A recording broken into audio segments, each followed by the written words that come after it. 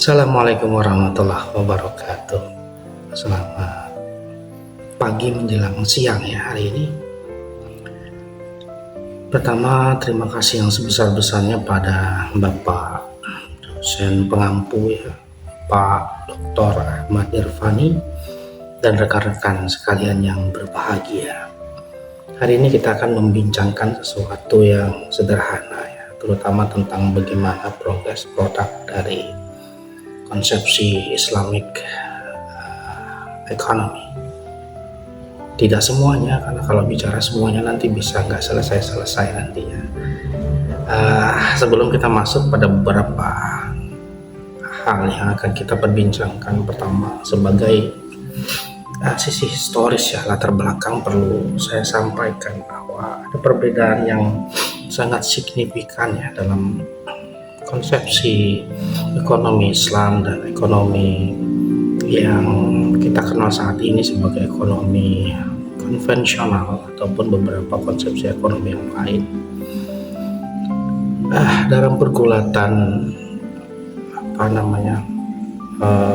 ekonomi dunia, kita mengenal bahwa ada beberapa konsepsi ekonomi yang sampai ke telinga kita hingga hari ini. Yang pertama adalah terkait dengan ekonomi konvensional, biasa kita sebut juga sebagai ekonomi kapitalis, juga ekonomi sosialis, yang terakhir adalah ekonomi Islam, atau di Indonesia biasanya dikasih kata-kata syariah. Nah, masing-masing ekonomi ini kita tidak akan memperbincangkan itu, tetapi sebagai pengantar agar orang tidak bingung ya, terutama kita akan memberikan sudut pandang epistem yang jelas agar nanti ke belakang kita akan bisa memutuskan bersama atau Anda putuskan sendiri kemudian kira-kira konsep ekonomi apa yang tepat dan pas bagi kita, terutama orang Indonesia khususnya ya. Oke Bapak Ibu, terkait konsepsi konvensional kita sudah tahu bersama ya bahwa memang paradigma yang membentuk konsep ekonomi konvensional adalah paradigma barat ya, dengan menggunakan rasionalitas, empirisisme,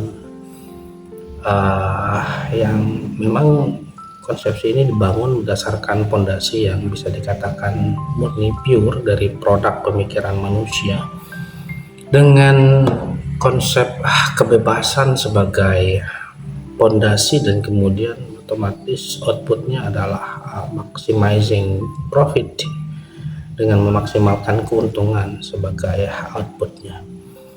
Nah, ini kemudian bisa kita katakan bahwa konsep konvensional memang di satu sisi secara psikologis mereka itu mengakomodir psikologi manusia yang senantiasa menyukai sesuatu yang bersifat kompetitif dan kemudian menyukai sesuatu yang bersifat pertarungan. Namun di sisi lain ada hal yang memang miss dari konsep konvensional ekonomi ini, karena memang kritik itu tidak hanya datang dari yang oposisi terhadap konsep ekonomi konvensional, tetapi juga dari konsep para pemikir konvensional ekonomi itu sendiri. Misalnya kita berbicara tentang perdagangan bebas. Jadi perdagangan bebas itu kan memang pada akhirnya itu sangat mengganggu fiskal sebuah negara, karena begitu bebasnya akhirnya negara nggak punya bargaining untuk menentukan bagaimana supply and demand dalam suatu negara ya. Nah, itu juga banyak sekali mendapatkan kritikan dari pemikir-pemikir konvensional itu sendiri, karena itu dianggap berbahaya ya, sehingga tidak perlu kita berbicara tentang konsep ekonomi yang lain. Di konvensional itu sendiri cukup problematik di satu sisi, dan banyak hal-hal yang lain. Ketika bicara keadilan juga misalnya, konvensional tidak mengenal tentang keadilan. Yang mereka kenal adalah bagaimana suatu usaha itu harus profit, keuntungan. Tidak ada berbicara tentang risk sharing, itu nggak ada. Yang ada adalah ya risk transfer. Jadi ya ketika bicara manajemen risiko investasi ya, dalam konvensional mereka berupaya untuk mentransfer resiko-resiko kerugian itu kepada yang memungkinkan, terutama ya retail kecil itu, penjual-penjual kecil itu, dan bisa kita lihat saat ini ya, kita rasakan bersama bagaimana risk transfer itu berlaku ya. Jadi ketika menjadi petani yang di grassroots itu memang menjadi ajang risk transfer. Ada produknya dibeli semurah mungkin, tapi ketika sampai ke pemain-pemain besar itu mereka untungnya berkali-kali lipat. Itu hal yang biasa dalam konvensional. Lalu bagaimana dengan Islam? Nah, ini menarik ya. Islam itu ada satu hal yang harus kita pahami. Dia produknya itu bukan berasal dari rasionalitas, empirisisme, dan lain sebagainya ya, tapi memang dia berdasarkan pada pondasi dasar umat Islam yang kita sebut dengan kitab suci maupun hadis ya. Nah, ada beberapa hal dalam kitab suci maupun hadis yang seringkali kemudian diakumulasikan oleh para pemikir itu, yang menyatakan bahwa konsep al-adl dalam ekonomi Islam adalah pondasinya, dan al-adl ini melahirkan falah ya. Falah ini artinya kesejahteraan bersama ya. Jadi tidak ada konsep si kaya dan si miskin di dalam ekonomi Islam. Yang ada adalah bagaimana kita membangun bersama agar sejahteranya itu bersama. Jadi yang menarik, konsep kepemilikan di dalam Islam itu bukan konsep kepemilikan seperti di konvensional, satu individu maupun kelompok itu pure memiliki resources yang memang berhak dia miliki karena berasal dari pendapatan dia. Di dalam konsep ekonomi Islam, seluruh resources, bahkan kekayaan satu kelompok maupun individu itu murni milik Tuhan dan diperuntukkan untuk kesejahteraan bersama. Jadi ente dititipin kekayaan oleh Tuhan, itu bukan milik ente bos, bukan milik Anda, tapi suatu saat Anda harus menyebarkan itu kepada orang-orang yang lain. Makanya di dalam Islam itu diatur dengan jelas. Nah, bagaimana cara mendapatkan harta di dalam Islam? Sederhana, Anda tidak boleh melakukan 3 hal. Yang penting tidak ada unsur riba di situ, tidak ada gharar yang berlebihan, probability yang tidak terhitung dan tidak bisa dihitung, dan yang terakhir Anda tidak boleh terlibat dalam maisir ya, itu dalam perjudian, minuman keras dan lain sebagainya. Nah, hari ini kita akan membicarakan tentang tulisan menarik dari saudara kita Yuli Herawansa terkait perbankan syariah, dan kemudian yang kedua adalah financial technology, tulisan dari saudari kita Dinda Ovi. Ini saya kira cukup menarik untuk kita perbincangkan. Yang pertama adalah perbankan syariah ya. Berbicara perbankan syariah ini secara filosofis memang pilar utama ya, atau fundamental bisa dikatakan dalam perekonomian syariah, terutama pada dimensi etik dan keadilan memiliki perbedaan yang cukup signifikan ya. Secara historis memang terbentuknya perbankan syariah itu dimotori di skala internasional itu ketika pasar bursa internasional itu bersentuhan langsung dengan para investor Timur Tengah ya. Timur Tengah yang artinya punya modal lah, bisa dikatakan itu sekitar awal tahun akhir tahun 60-an lah, pasca perang Vietnam ya. Kemudian persentuhan itu berlangsung cukup intens, dan kemudian para investor Timur Tengah ini punya tuntutan yang menarik pada pasar bursa Eropa, yang mereka meminta agar produknya itu tidak bertentangan dengan syariah, tidak boleh ada unsur-unsur perjudian, riba, dan goror, termasuk maisir, sehingga mereka ini masuk kategori investor yang unik bagi orang-orang Eropa. Awalnya itu memang tidak dianggap ya, karena memang ini takutnya musiman kan gitu. Tapi ternyata di akhir tahun 60-an itu intensitasnya itu cukup tinggi sehingga cukup menarik perhatiannya. Puncaknya itu tahun 1973 ketika Islamic Development Bank itu berdiri, namun belum beroperasi pada saat itu, dan ya sudah pasti ya mendapatkan pertentangan, perlawanan, dan kemudian tantangan-tantangan yang luar biasa, dan kemudian tahun 75 baru kemudian beroperasi. Nah, di Indonesia itu ditandai dengan berdirinya BMI ya tahun 1991, dan bisa dikatakan ini kristalisasi dari suatu produk peristiwa di dunia dan kemudian masuk dalam sekup nasional kita di Indonesia. Ya, tujuannya agar umat muslim ini sebenarnya terutama para intelektualitasnya itu merasakan sesuatu yang kekhawatiran lah, saya kira ada rasanya untuk menabung tapi tidak terikat oleh riba ataupun hal-hal yang lain menurut sudut pandang dari para pemikir-pemikir Islam kita. Selanjutnya adalah kita bisa lihat dari sejarah perjalanan perbankan kita mulai tahun 91, bisa kita lihat ya, bisa kita cek di Google juga. Tahun 91 mulai awal berdirinya Bank Muamalat Indonesia tahun 98, maka lahirlah Undang-Undang Nomor 10 tahun 1998 terkait pengakuan dual banking system. Jadi sudah diakui bahwa memang ada konsepsi dual banking system di Indonesia, konvensional dan syariah. Tahun 98 itu sudah keluar undang-undangnya nomor 10 tahun 98. Yang ketiga tahun 2008 adalah lahirnya Undang-Undang Nomor 21 tahun 2008 tentang perbankan syariah. Ini sudah mulai ada regulasi yang mengatur secara implisit dan eksplisit terkait itu ya. Jadi sudah ada pengakuan, dan kemudian sudah ada pengaturan regulasi dari negara terkait itu. Kemudian tahun 2021 adanya konsolidasi BUMN syariah menjadi Bank Syariah Indonesia atau BSI. Itu teman-teman bisa cek langsung di Google bank-bank mana saja yang mereka itu merger menjadi bank syariah. Seingat saya itu dari Bank Syariah Mandiri, Bank Syariah BNI Syariah, dan kemudian BRI Syariah itu merger menjadi satu, dan mereka berubah nama menjadi Bank Syariah Indonesia atau BSI yang saat ini kita kenal.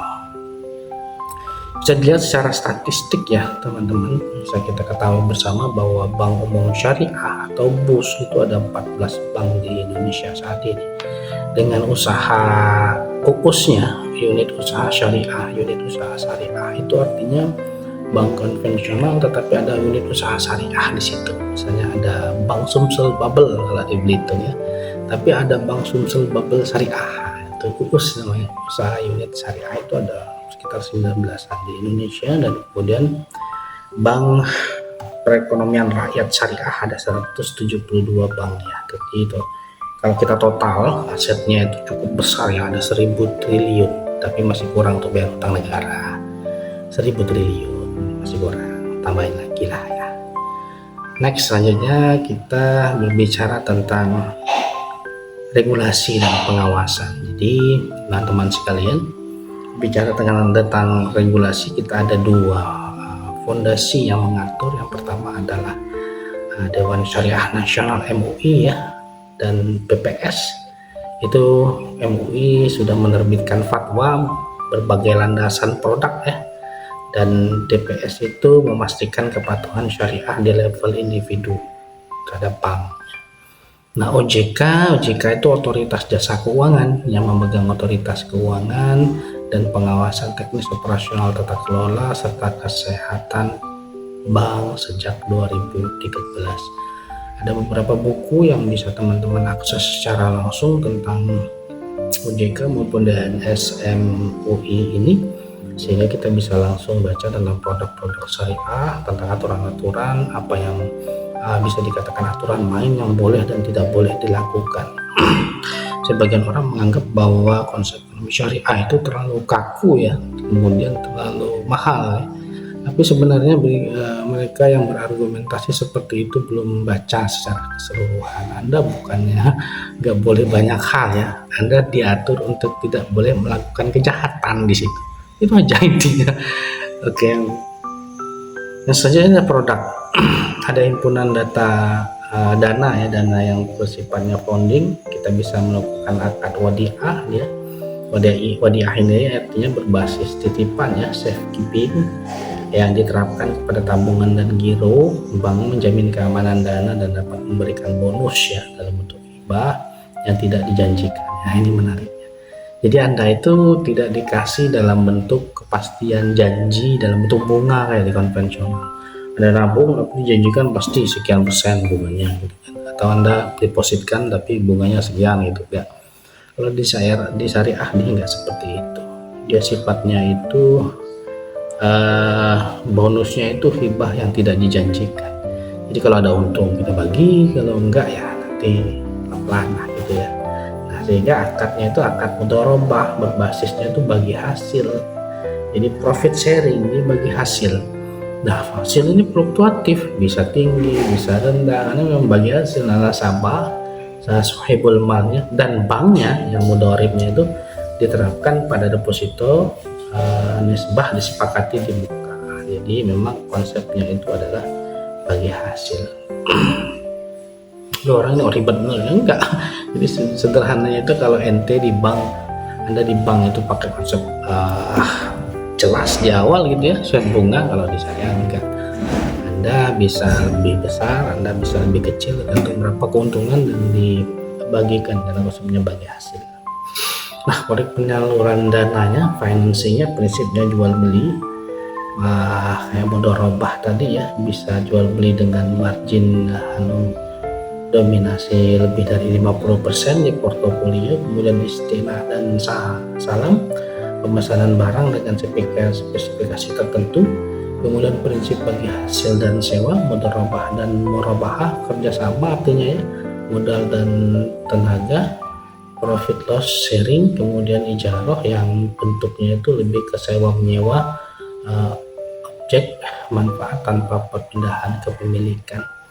Jadi bisa dilihat ya, 1000 T tadi itu sebenarnya baru 7,6% market share-nya itu di Indonesia.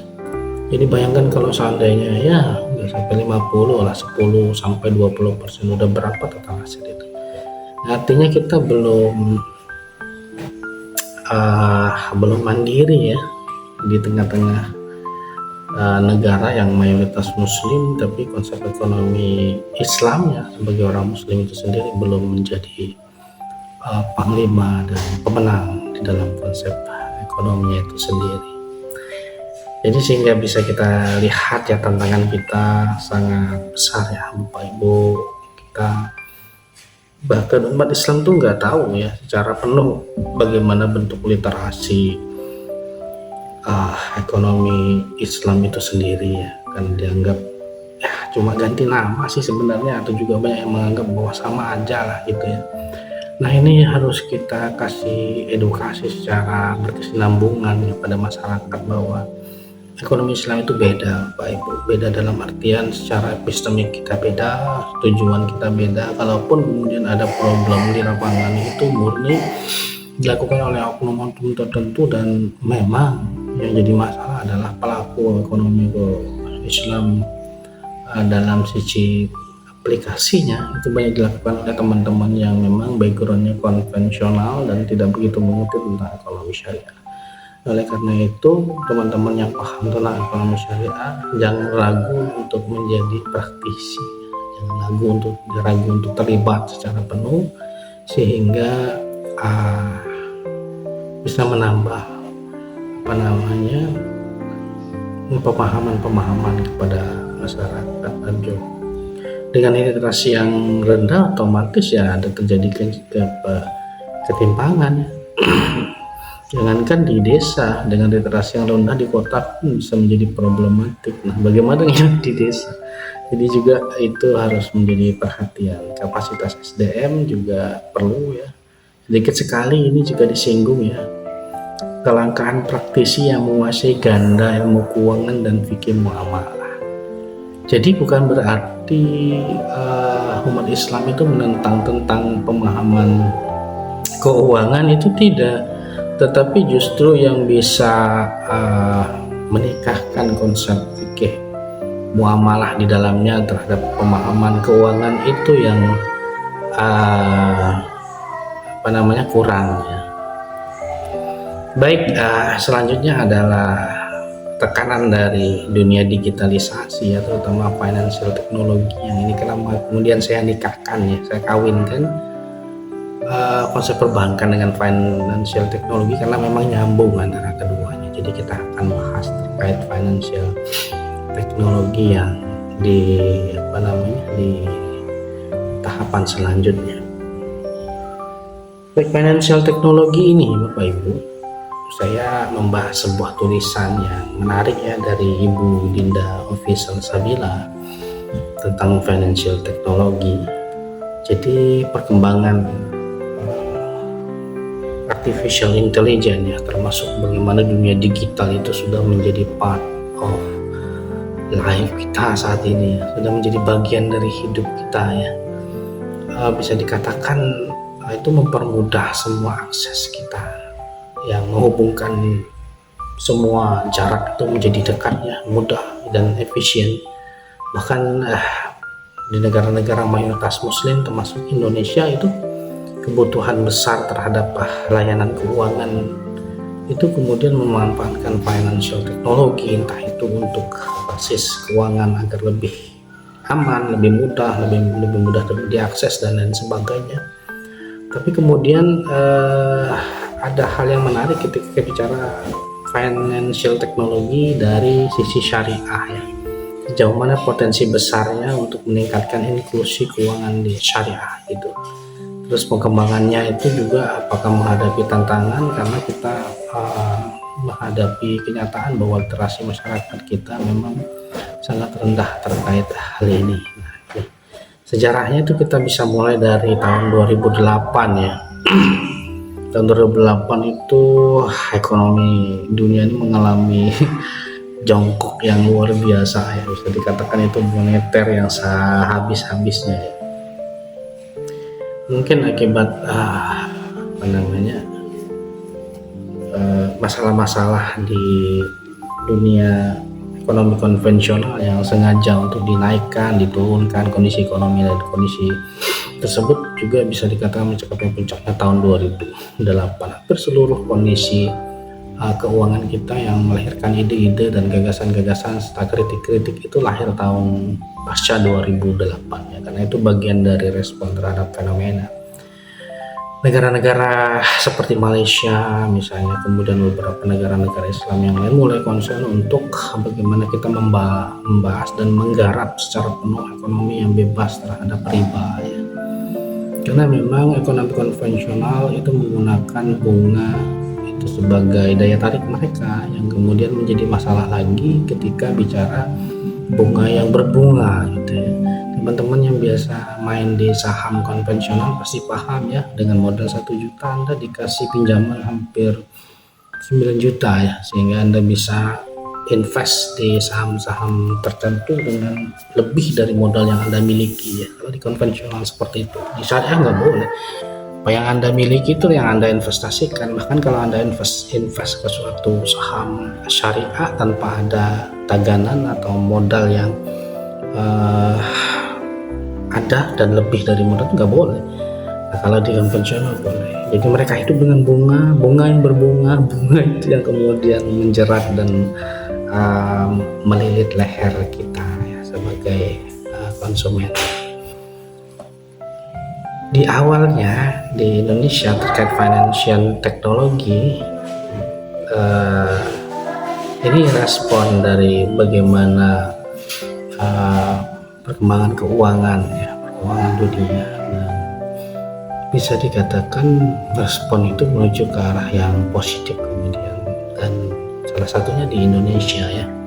Di Indonesia itu kemudian sebagai pionir muncul Amanah.id dan Alami yang diakui sebagai salah satu pionir financial technology syariah yang sudah terdaftar ya, regulasinya di OJK seperti di PBI nomor 1912 PBI 2017 tentang implementasi teknologi finansial yang kemudian diikuti peraturan khusus OJK. Kemudian pertumbuhannya bisa dilihat berdasarkan Global Financial Technology Islamic Report tahun 2021. Indonesia menempati urutan kelima dalam pasar financial teknologi syariah dengan potensi nilai mencapai 2,9 miliar US dollar ya. Ini cukup besar sekali ya, karena memang masyarakat kita juga cukup besar dibanding negara-negara yang lainnya. Ada dasar hukumnya bisa kita baca di fatwa kembali ya, Dewan Syariah Nasional nomor 117 dan SMUI nomor 2 tahun 2000 garing 2 tahun 2018 ya, tentang dasar utama yang mengatur layanan pembiayaan berbasis teknologi informasi berdasarkan prinsip syariah. Fatwa ini menentukan jenis akad yang diperbolehkan. Jadi teman-teman kalau baca DNS MUI itu simpel, kemudian mudah untuk dipahaminya, karena DNS MUI itu artinya fatwa-fatwa yang membolehkan dan tidak boleh. Kalau Anda mau melakukan transaksi, akadnya sudah ada di sana, sudah ada poin-poin yang diperbolehkan dan tidak diperbolehkan di sana, sehingga Anda akan sangat terbantu ya ketika bicara tentang akad-akad kemudian perkembangan yang memang dikeluarkan oleh fatwa DNS MUI itu. Anda bisa cek langsung di internet kumpulan fatwa DNS MUI, atau bisa beli buku Sholihin kalau tidak salah. Itu juga menuliskan seluruh kumpulan fatwa DNS MUI ya. Tebal sekali bukunya, teman-teman bisa akses itu. Kemudian di peraturan BI ya nomor 19 tahun 2017 mengatur mengenai penyelenggaraan financial technology dalam sistem pembayaran dan transaksi keuangan. Kemudian Undang-Undang nomor 21 tahun 2008 tentang perbankan syariah, dasar hukum ini. Kemudian Dewan Pengawas Syariah ya, kelembagaan financial technology wajib memiliki DPS yang direkomendasikan oleh DNS MUI untuk mengawasi kepatuhan syariah.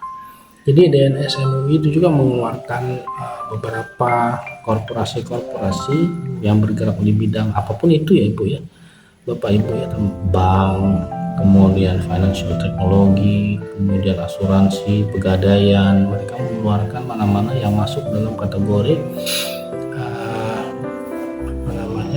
perusahaan-perusahaan yang memang sesuai dengan standar syariah gitu. Dan itu selalu diupdate datanya, sehingga Anda tidak perlu khawatir untuk mengakses secara langsung mana yang memang memungkinkan untuk tetap tidak melenceng dari aturan-aturan DSN MUI. Baik, kita pembicara ya, apa itu fintech sebenarnya. Jadi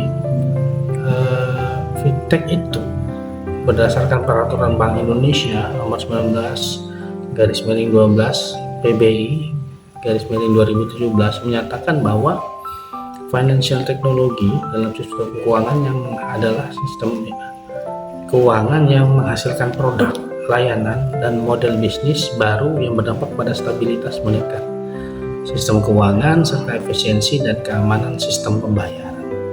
Sedangkan menurut DSN MUI melalui fatwa nomor 117 yang menyatakan bahwa financial technology merupakan layanan yang berbasis teknologi informasi syariah. Ini merupakan jasa keuangan yang menghubungkan pemberi dan penerima pembiayaan untuk melakukan akad secara elektronik melalui internet sesuai prinsip syariah. Jadi intinya itu bagian dari teknologi ya keseluruhannya. Cuma DSN MUI lebih spesifik, jadi selama dia sesuai dengan syariah, tidak melanggar hal-hal yang memang tidak diperbolehkan oleh syariah, maka dia boleh masuk dalam konsep financial dan teknologi syariah. Tapi harus didaftarkan dulu, kemudian dimasukkan dalam listing fintech syariah oleh DSN MUI. Kemudian yang kedua adalah manfaatnya. Kalau dalam financial teknologi syariah dia bebas bunga atau riba, ini jelas Bu, Bapak Ibu ya, karena memang tidak boleh. Yang kedua adalah transparan, dia laporan keuangannya kontrak tertera jelas, kemudian berbasis teknologi otomatis, kemudian kepatuhan terhadap syariahnya itu diawasi langsung oleh Dewan Pengawas Syariah DPS. Ini ada beberapa manfaat yang bisa dilakukan oleh financial teknologi syariah ya. Misalnya itu tentang pemberdayaan UMKM, misalnya membantu ya permodalan pelaku usaha mikro dengan proses cepat dan syar'i. Kemudian inklusi keuangan dan keadilan sosial ya. Ini memang kita masih tertatih-tatih ya saya kira, karena masyarakat kita usaha mikro itu banyak terjebak dalam proses pinjam meminjam yang unsur ribanya itu sangat besar ya. Misalnya masyarakat kita masih minjam di bank-bank toyib yang tidak jelas itu dengan bunga hampir 40-50% ya.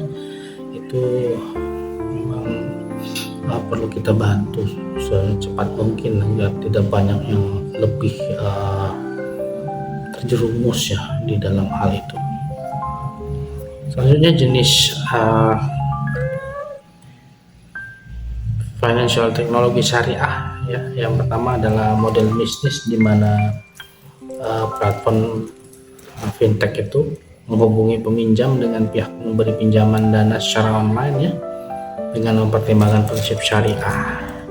Kemudian crowdfunding itu memungkinkan individu atau kelompok mengumpulkan dana dari masyarakat untuk membiayai berbagai proyek usaha maupun kegiatan sosial yang sesuai dengan prinsip-prinsip syariah. Ini produknya itu ada e-wallet, investasi digital syariah, gateway, payment gateway dan lain sebagainya. Kemudian produk fintechnya itu bisa dilihat di sini ada Amanah, ada Alami Syariah, ada Dana Syariah, ada Bizer, ada Wasafik, LBS, Dana, ada Etis dan macam-macam ya. Teman-teman bisa akses langsung itu dan bisa dipelajari bersama. Akadnya dalam fintech ini menarik ya. Jadi dia memang kerjasama. Syaratnya jelas dia kemitraan dan kemudian pembiayaannya pakai proses jual beli dong. Gimana kalau nggak ada kan. Kemudian ada konsep code ini, misalnya meminjam harta kepada orang lain dengan adanya pengembalian semisal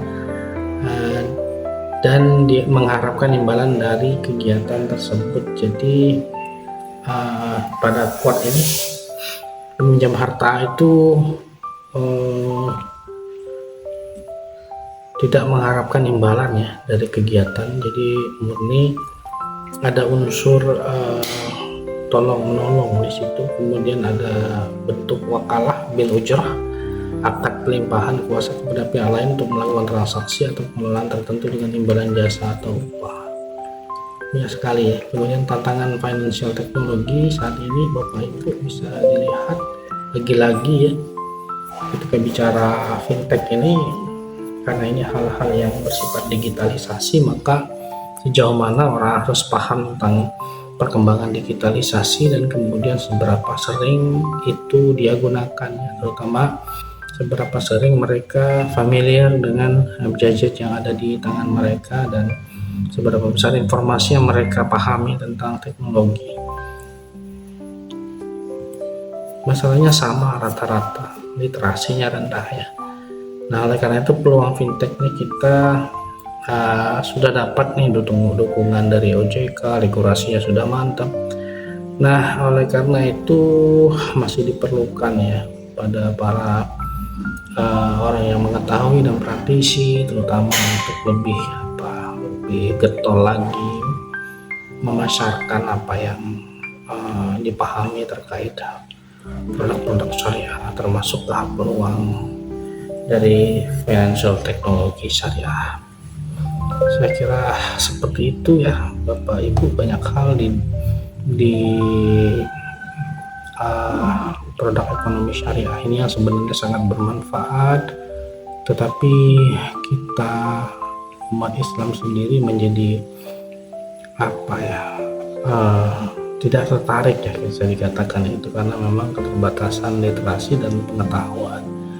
Makanya kemudian diperlukan sekali banyak-banyak materi-materi yang akan bisa disampaikan kepada masyarakat agar tersampaikan juga apa yang dimiliki dan tidak dimiliki oleh ekonomi syariah. Saya kira seperti itu, Bapak Ibu. Sudah setengah jam lebih ya kita berbincang. Saya kira nanti kalau memang ada hal yang ingin dikomunikasikan, kita selalu membuka waktu kapan dan di mana untuk kita perbincangkan. Akhirul kalam, wallahul muwaffiq ila aqwamit thoriq. Assalamualaikum warahmatullahi wabarakatuh.